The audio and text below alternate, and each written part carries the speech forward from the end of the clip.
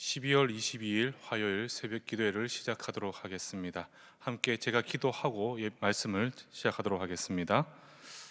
존귀하고 거룩하신 하나님, 코로나19로 참 마음이 힘들고 삶에 어려움이 있지만 우리 성도님들 이 이른 새벽에 일어나서 주님 앞에 말씀과 기도의 자리에 나아갑니다. 주님께서 함께하여 주셔서 정말 하나님의 크고 놀라운 은혜를 이 시간 맛보며 경험하는 귀한 시간 되게 하여 주시옵소서. 무엇보다도 여러 가지 수많은 기도 제목과 삶의 문제들을 주님 앞에 올려드립니다. 전능하신 하나님께서 들으시고 당신의 때 당신의 방법대로 온전히 응답하여 주시옵소서. 말씀을 나눕니다. 성령님 함께하여 주셔서 이 시간 모두가 은혜 받는 귀한 시간 되게 하여 주시옵소서. 감사드리며 예수 그리스도 이름 의지하여 기도드리옵나이다. 아멘.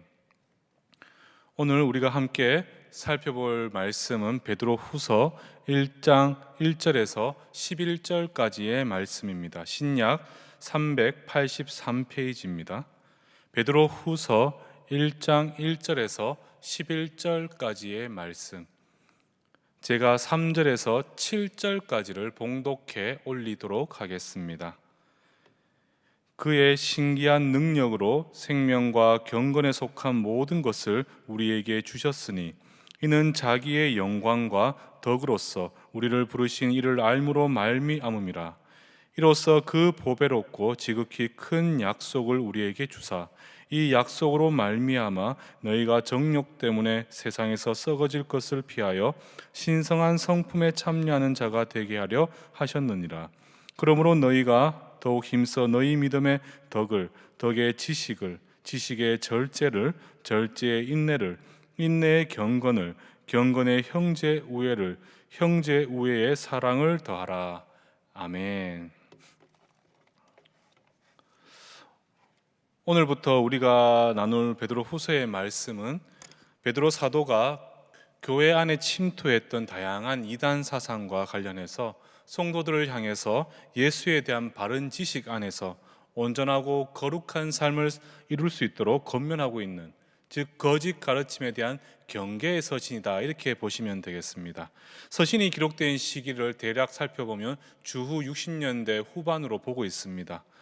우리가 이 점을 감안할 때 이 당시 교회 안에는 초기 영지주의라는 이원론, 즉 영은 거룩하고 육은 부정하다라는 이 이원론적 이단 사상이 교회 안에 침투를 하면서 인간의 육신의 삶에 있어서 지나친 방종과 타락을 용인하는 그러한 분위기가 확산이 되고 있었습니다. 수많은 사람들이 정말 자유라는 명목하에서 성적인 타락과 방종, 이러한 모습들을 계속적으로 보이고 있더라는 것이죠.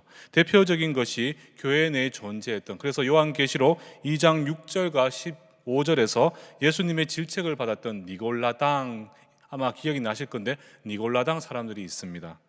그리스도 안에서 참된 자유를 왜곡해서 방종과 타락의 삶을 주장한 이러한 거짓 교사들의 가르침이 교회 안에 퍼지면서 베드로 사도는 이 베드로 후서를 통해서 성도들이 하나님 말씀 앞에서 바로 설 수 있도록 일깨워 주고 있다는 것이죠. 그럼 우리가 본문으로 들어가서 1절 보시면 이렇게 시작을 합니다. 예수 그리스도의 종이며 사도인 시몬 베드로는, 지금 베드로는 자신의 신분이 그리스도의 종이며 사도이다, 이렇게 밝히고 있습니다. 여기서 사도라는 것은 헬라어로 아포스텔로, 즉 보냄을 받은 자라는 의미인데, 이렇게 자신을 하나님 그리스도의 종이며 사도라 이렇게 소개하고 있는 것은 이 편지가 그리스도의 말씀이라는 사실을 성도들에게 주지시키기 위함이란 것이죠. 쉽게 말씀드리면 이 베드로가 하고 있는 이 권면, 이 서신을 통해서 하고 있는 이 권면은 하나님의 말씀으로서 마땅히 성도들이라면 순종해야 되는 것임을 밝히고 있다는 것입니다. 계속해서 우리 하나님과 구주 예수 그리스도의 의를 힘입어 동일하게 보배로운 믿음을 우리와 함께 받은 자들에게 편지하노니, 무슨 뜻이냐면 하나님이시면서 동시에 우리의 구주 되시는 예수 그리스도, 그분의 공평하신 의로움, 바로 공의로 인해서 신앙의 경주를 끝까지 완주할 수 있도록 우리 모두에게 동일하게 부어주시는 보배 같은 믿음, 그 믿음을 받은 자, 바로 주의 성도들에게 베드로 사도가 편지를 하고 있다는 것입니다. 여기서 우리가 한 가지 우리가 확인해야 될 것이 무엇이냐면 하나님이시면서 동시에 무엇이 되신다는 겁니까? 그리스도는 바로 우리의 구주가 되신다는 사실이죠. 그리고 그분의 공평하신 의로움으로 인해서 우리에게 주어진 바로 이 보배 같은 믿음이 우리에게 주어져 있다는 사실입니다. 그리고 성도들이 이렇게 말씀을 합니다. 하나님과 우리 주 예수를 알므로 은혜와 평강이 너희에게 더욱 많을지어다. 무슨 말이냐면 우리로 구원을 이끄는 하나님에 대한 바른 지식, 예수 그리스도의 그 십자가 복음에 대한 온전한 지식, 바로 그 온전하고 바른 지식을 가지게 될 때 성도는 무엇을 얻는다는 겁니까? 하나님의 은혜와 평강이 더욱 넘치게 된다는 사실입니다. 우리의 삶에 하나님의 은혜가 넘쳐나고 우리의 삶이 평안하고 평강의 삶을 살아가기 위해서는 우리가 제일 먼저 해야 된다는 것이 무엇입니까? 바로 하나님, 바로 예수 그리스도, 그분에 대한 정확한 지식과 바른 알미 필요하다는 사실입니다. 거기서부터 바로 우리의 하나님의 은혜와 평강이 주어지게 된다는 사실입니다. 사랑하는 성도 여러분들, 우리가 분명히 기억해야 될 것은 성도가 신앙을 끝까지 부여잡을 수 있는 이 믿음 역시 누가 준다는 겁니까? 우리는 단순히 예수 그리스도의 구원을 통해서 우리가 성도가 되었고 성도 이후에 하나님을 향한 믿음은 우리의 수고와 노력이다 이렇게 생각을 하실 겁니다. 그러나 성경은 분명히 우리에게 말씀을 하고 있습니다. 우리의 수고와 노력이 아닌 그 믿음 역시 우리 안에 내주하고 계시는 성령 하나님, 그분이 주시는 것이고 그분이 주신 그 믿음에 의지해서 성도는 신앙의 경주를 끝까지 마칠 수가 있다는 사실입니다. 구원의 모든 과정, 그 모든 은혜, 지금 우리가 이 땅에서 하나님의 백성으로 살아가며 우리가 하나님 앞에 나아가는 그날까지 우리의 신앙의 경주를 끝까지 완주할 수 있도록 도우시는 그 모든 것은 우리의 수고와 우리의 노력으로 인한 우리의 공로를 주장하는 것이 아니라 바로 하나님, 우리의 구주 되신 예수 그리스도께서 주신 그 믿음으로 말미암아 우리는 이 신앙의 경주를 달려갈 수가 있다는 것입니다. 이어서 이제 3절부터 11절까지는 성도의 바른 삶에 대한 덕목과 그것이 필요한 이유에 관해서 말씀을 하는데 3절에 이렇게 말씀을 합니다. 그의 신기한 능력으로 생명과 경건에 속한 모든 것을 우리에게 주셨으니, 신기한 능력, 바로 하나님의 무한하신 신령한 능력을 말씀합니다. 생명과 경건에 속한 모든 것, 여기서 생명은 바로 구원, 영원한 생명, 영생을 의미하고 경건은 구원받은 성도들이 세상의 죄악을 이기고 살아갈 수 있게 만드는 능력을 의미하는 것이죠.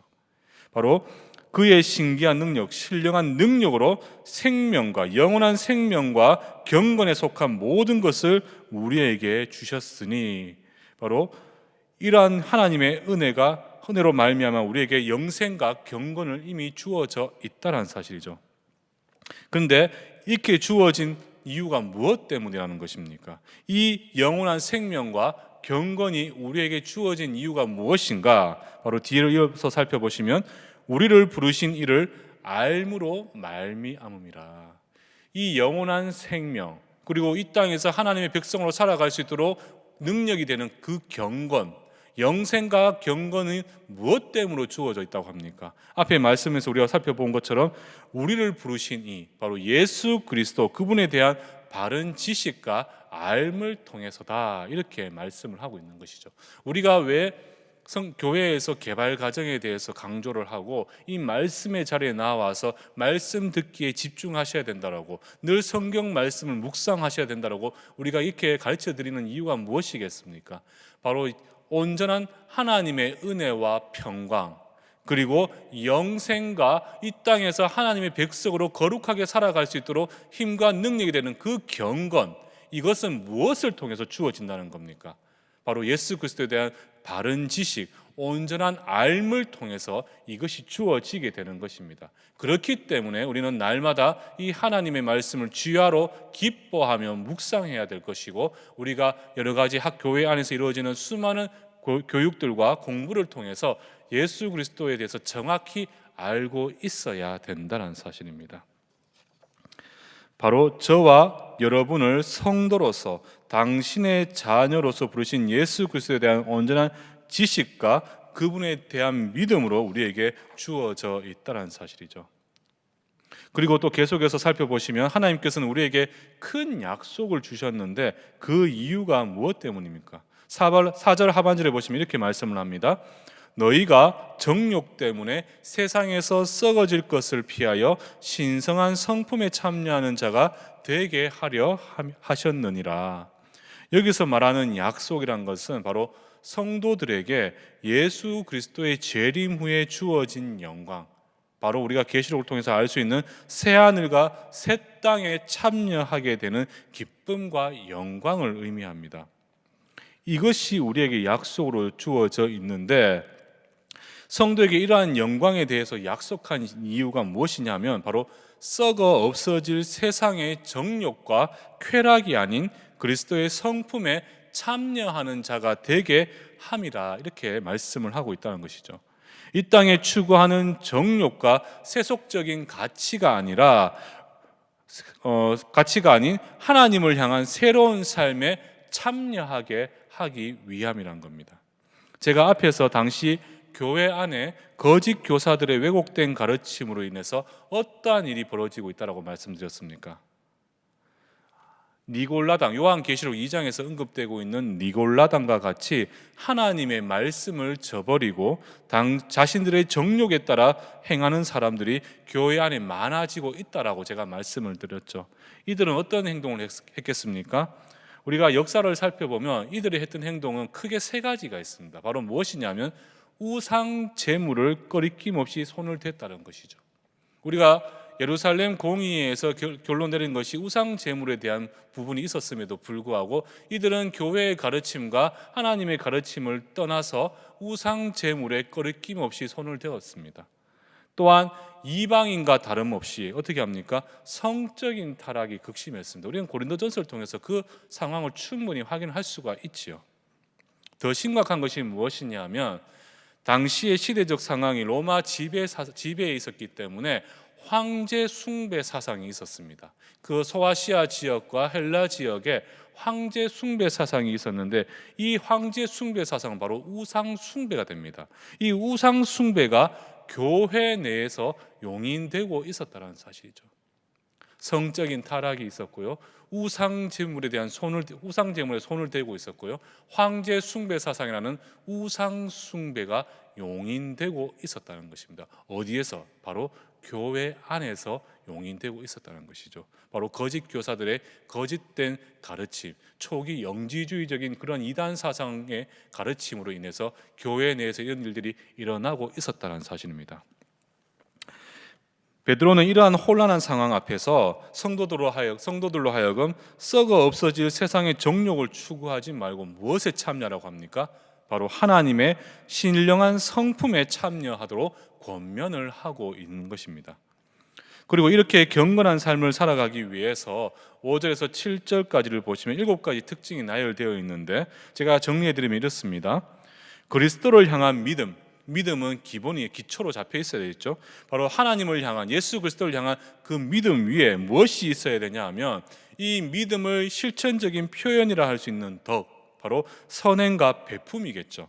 바로 이 덕과 그리스도와 그분의 말씀에 대한 올바른 지식, 그리고 자신의 몸과 마음을 통제할 줄 아는 절제, 어려움과 그러한 시련을 극복하며 이겨낼 수 있는 인내, 예배와 삶에 있어서 온전한 경건, 그리고 예수님께서 우리가 새 계명을 주셨지 않습니까? 내 이웃을 내 몸과 같이 사랑하는 형제외, 그리고 마지막으로 이 모든 것을 결실 맺게 만드는 것, 바로 그리스도의 사랑, 그 사랑을 삶에서 온전히 보이며 살아내야 한다. 이렇게 베드로가 우리에게 권면을 하고 있습니다. 덕, 그리고 지식, 바른 지식, 그리고 절제와 인내, 경건과 형제의, 그리고 이 모든 것을 이루어낼 수 있는 그리스도의 사랑, 이 7가지의 삶의 경건의 모습을 우리는 이 땅에서 보이며 살아가야 한다는 것이죠. 결국 이것이 의미하는 바가 무엇이겠습니까?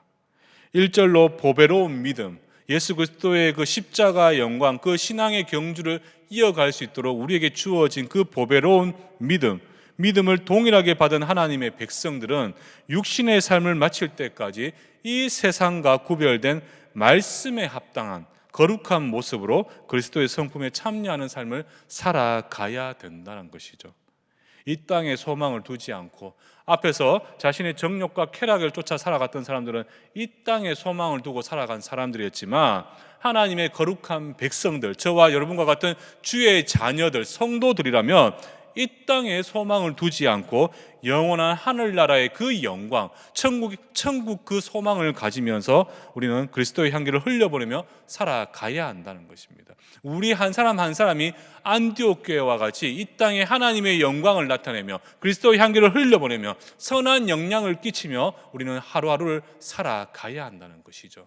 그것이 때로는 다른 사람들과 비교했을 때 좀 뒤처질 수도 있고, 다른 사람들보다 부족함이 보일 수도 있고, 내가 많이 연약한 모습이 나타날 수도 있겠지만, 그럼에도 불구하고 하나님께서는 우리에게 이러한 삶을 살아가길 바라고 계시기 때문에 예수 그리스도의 보혈로 구원함을 받았고, 정말 하나님께 주신 그 믿음으로 신앙의 경주를 달려가는 저와 여러분과 같은 하나님의 성도들은 그럼에도 불구하고 우리는 이 말씀을 따라서 경건하고 거룩한 삶과 정결한 삶을 우리는 영위하며 나아가야 한다는 사실입니다. 또한 10절로 그러므로 형제들아 더욱 힘써 너희 부르심과 택하심을 굳게 하라. 너희가 이것을 행한즉 언제든지 실족하지 아니하리라. 이러한 온전하고 경건한 삶을 살아냄으로써 성도들은 하나님께서 우리를 선택하시고 구원의 자리로 불러주신 것에 대해서 확신을 할 수가 있게 되는 것입니다. 바로 이러한 하나님께서 우리로 보배로운 믿음을 허락하셔서 우리로 이 모든 삶을 살아갈 수 있도록 힘을 부어 주실 것이고, 또한 우리가 이렇게 하나님의 선한 인도하심을 따라 거룩하고 정결한 삶을 살아갈 때 우리는 하나님께서 우리를 선택하신 것과 우리를 구원의 자리로 불러주신 것에 대해서 확신을 가질 수가 있게 된다는 것이죠.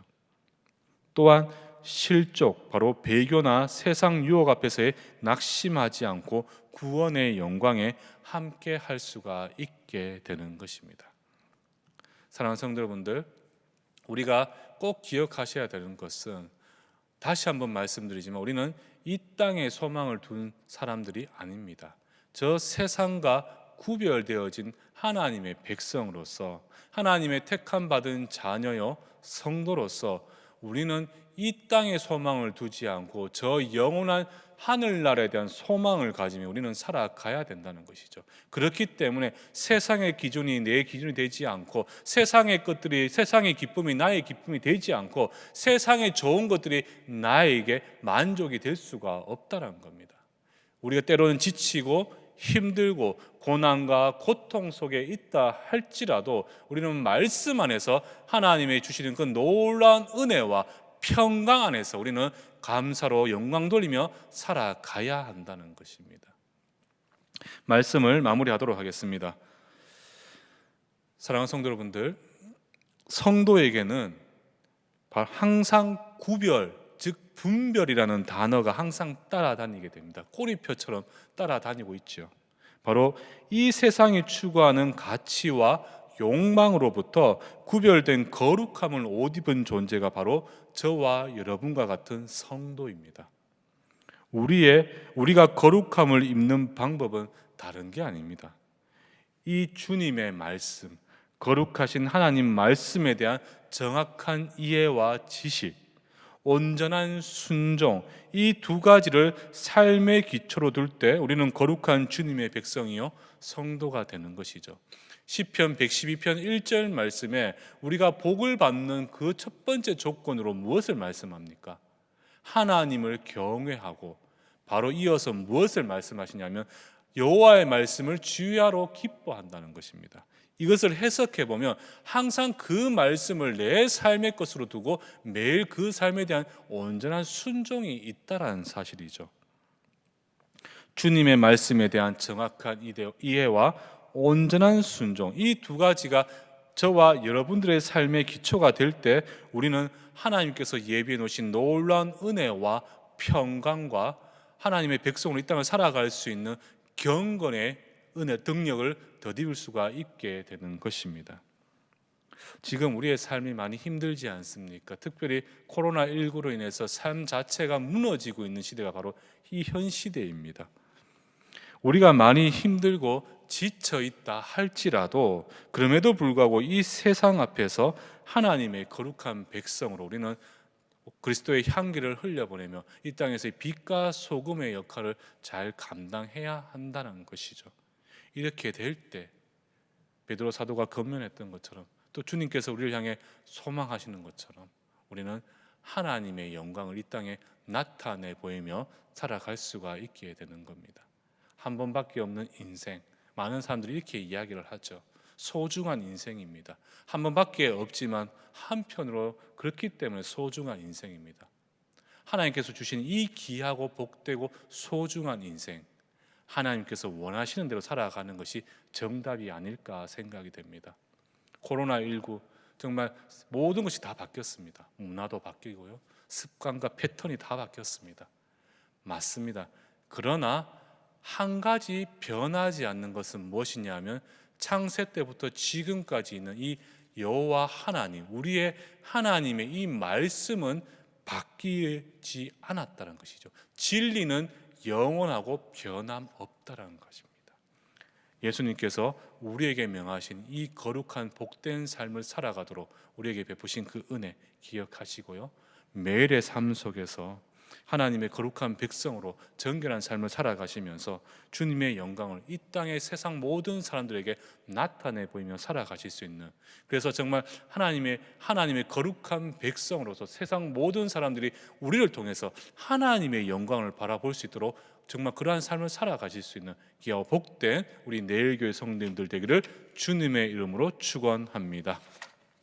우리 함께 오늘 말씀을 기억하시면서 기도하실 때 우리가 한 두 가지 정도 기도 제목을 가지고 기도하셨으면 좋겠습니다.